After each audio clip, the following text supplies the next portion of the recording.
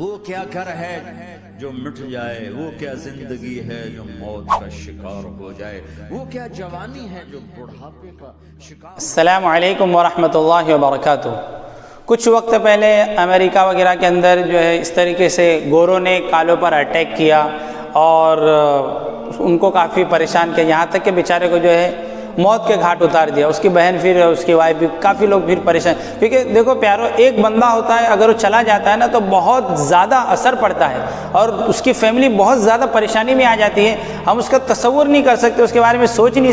سکتے کہ کتنی پریشانی اور تکلیف کے اندر آ جاتا ہے۔ تو کالا گورا یہ سب اللہ کے بنائے ہوئے، الخلق عیال اللہ، یہ ساری کے ساری اللہ کی مخلوق ہے، اللہ کا کنبہ ہے۔ اگر ہم ان کے ساتھ محبت اور نرمی والا معاملہ کریں گے تو اللہ بھی ہمارے ساتھ اچھا ہی معاملہ کرے گا۔ اللہ فرماتے ہیں ارحموا من فی الارض یرحمکم من فی السماء، تم زمین والوں پر رحم کرو، آسمان والا تم پر رحم کرے گا۔ آپ کو اس کے اوپر نبی کریم صلی اللہ علیہ وسلم کا ایک واقعہ بتلاؤں کہ کالا ہونا کوئی عیب نہیں ہے اور گورا ہونا کوئی شان شوکت کی اور عزت کی بات نہیں ہے۔ اور ایک جگہ پر یوں فرمایا لیس لعربی ولا عجمی فضل الا بالتقوی، کہ کسی عرب کے رہنے والے کو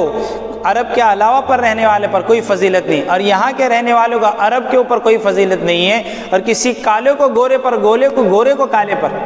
کوئی فضیلت حاصل نہیں ہے، صرف الا بالتقوی، جس کے اندر زیادہ تقوی ہوگا، اللہ کا ڈر، اللہ کا خوف جس کے اندر زیادہ ہوگا وہ اللہ کے نزدیک اتنا ہی اونچا مقام رکھتا ہے۔ نبی کریم صلی اللہ علیہ وسلم کے پاس ایک صحابی جن کا نام ہی حضرت اسود رضی اللہ تعالیٰ، اسود کا مطلب یہ ہوتا ہے بہت زیادہ کالا۔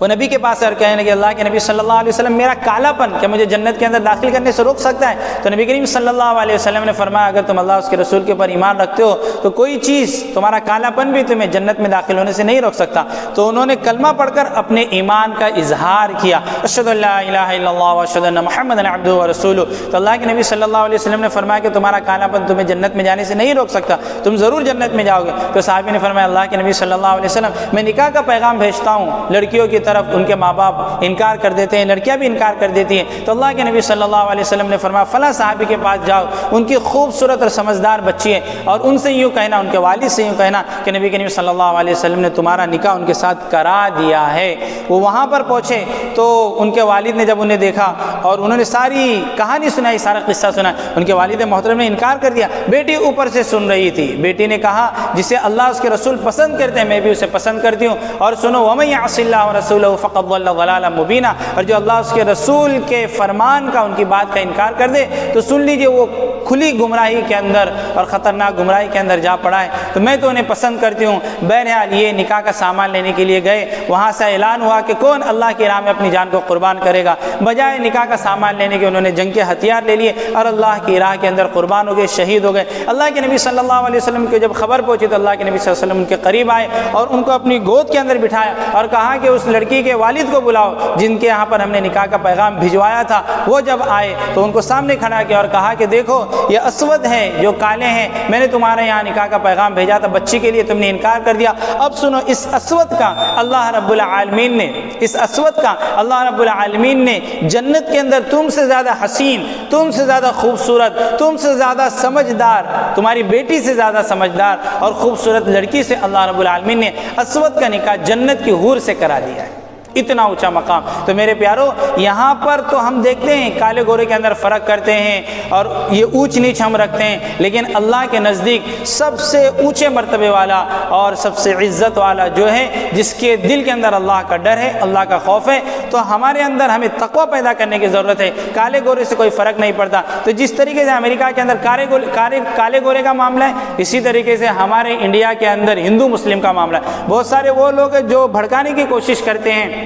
آپس میں لڑانے کی کوشش کرتے ہیں۔ تو ہم سب سے پہلے انسان ہیں، ہر ایک کا ریلیجن، ہر ایک کا دھرم انسانیت کو سکھاتا ہے، پیار محبت کو سکھاتا ہے۔ جس طریقے سے اسلام ایک سکون اور امن کا پیغام دیتا ہے، اسی طریقے سے مجھے اس بات کا بھی علم ہے کہ گیتا کے اندر بھی اور بائبل کے اندر بھی ایک محبت بھرا پیغام ہے، الفت کا پیغام ہے، اور اس کے اندر یہ بھی کہا گیا کہ تم جانوروں کے ساتھ اچھا سلوک کرو گے تو اوپر والا آسمان والا تم سے محبت کا نرمی والا معاملہ کرتا ہے۔ تو جیسے کہتے ہیں کہ کر بھلا تو ہو بھلا، کر برا تو ہو برا یہی معاملہ ہے، تو ہمیں بھی ہندو بھائیوں کے ساتھ مسلمانوں کو بھی اپنے دل کے اندر ہندو بھائیوں کے بارے میں بغض نہیں رکھنا چاہیے، اور ہندو بھائیوں کو بھی اپنا دل بڑا رکھنا چاہیے۔ ماحول کو ایسا چلا ہے کہ ہر ایک آدمی جو پولیٹیشین ہے وہ یہ سوچتے ہیں کہ آپس کے اندر ان کے جو دنگے ہو اور آپس کے اندر یہ لڑے اور ہم اپنا الو سیدھا کر لیں، تو ہر آدمی اپنا الو سیدھا کرنا چاہتا ہے اور اپنی روٹی سیکنا چاہتا ہے، لیکن ہم سمجھدار ہیں، اوپر والے نے ہمیں ایجوکیشن دیا ہے اور ہمیں دماغ دیا، سمجھ بوجھ دیے۔ آج کا جو طبقہ ہے، نئی جنریشن ہے، وہ ایجوکیٹڈ ہے، تو اس لیے ہمیں ان کے کہنے کے مطابق چلنا چاہیے، آپس میں لڑنا جھگڑنا نہیں چاہیے، محبت سے رہنا چاہیے۔ اگر کوئی ہندو بھائی کچھ کہہ بھی دے تو مسلمانوں کو صبر کرنا چاہیے، اور جو ہے اللہ کے یہاں پر اس کا اجر ملے گا، اس کا یقین رکھنا چاہیے۔ اور اگر کوئی مسلمان الٹا سیدھا کہہ دے، بہت کم لوگ ہوتے ہیں نا سمجھ ہوتے ہیں، تو ہندو بھائیوں سے بھی میں درخواست کروں گا، ریکویسٹ کروں گا، ہمبل ریکویسٹ کروں گا کہ وہ بھی اسے جو ہے نظر انداز کریں، کیونکہ جو طاقتور ہوتے ہیں وہ چیزوں کو نظر انداز کرتے ہیں، جو کمزور ہوتے ہیں وہ بدلہ لینے کی کوشش کرتے ہیں، اور جو ٹیلنٹ رکھتے ہیں وہ تو چیزوں کو اگنور کرتے ہیں۔ تو جتنے بھی انڈیا کے اندر رہنے والے ہیں، تو میں تو ان کو ٹیلنٹڈ سمجھتا ہوں اور بہت ہی سمجھدار سمجھتا ہوں۔ تو ایک دوسرے کی طرف سے اگر کمی کوتاہی ہو جاتی ہے، اگر الفاظ بدتمیزی والے نکل جاتے ہیں، تو ہمیں اگنور کرنا چاہیے۔ ویڈیو اگر اچھی لگے تو سبسکرائب، شیئر اور لائک ضرور کیجیے۔ السلام علیکم ورحمۃ اللہ وبرکاتہ۔